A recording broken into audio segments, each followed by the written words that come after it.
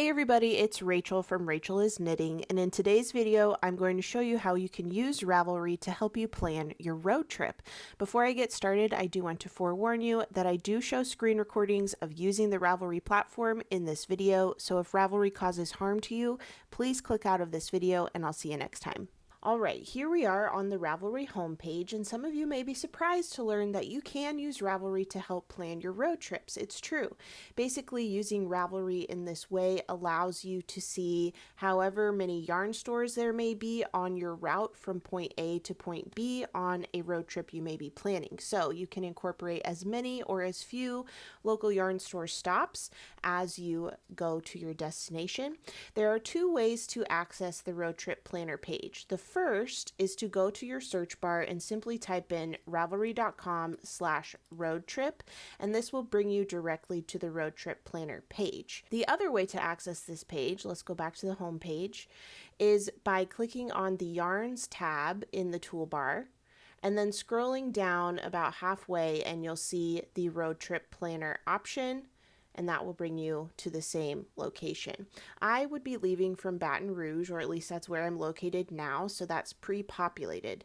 For my destination, let's say I'm going to drive all the way to, I don't know, how about Minneapolis. I can also change how far I'm willing to detour, whether that's 5 miles, 10 miles, maybe 50 miles. You can pick what's right for you. I'll just leave it at the pre-populated 5 miles.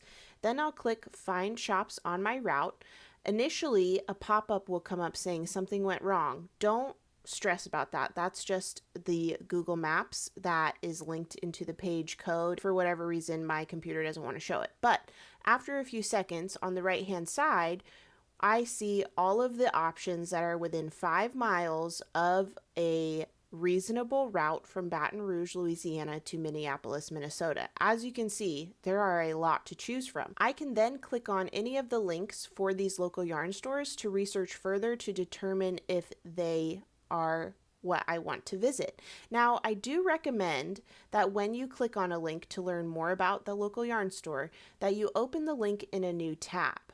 Because if you were to click on this without opening it in a new tab, you look at the Weaver's Corner, you learn all you're going to learn, you've got your questions answered, and you're ready to go back to the previous page and see all of the other search results, you're back to square one. It's not that big a deal. You can just click Find Shops on my route again and it will load them for you.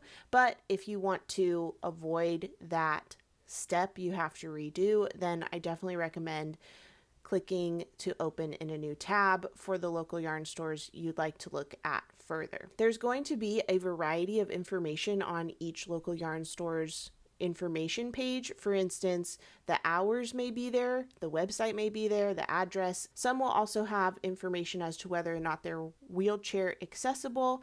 It just is a matter of whether or not Ravelry users and the shop proprietors have entered that information. Hopefully this is helpful and that it makes it so you can have less of a headache when planning your routes when you have the goal to visit some local yarn stores on the way. Ravelry has that tool for you to use. So I hope that's helpful.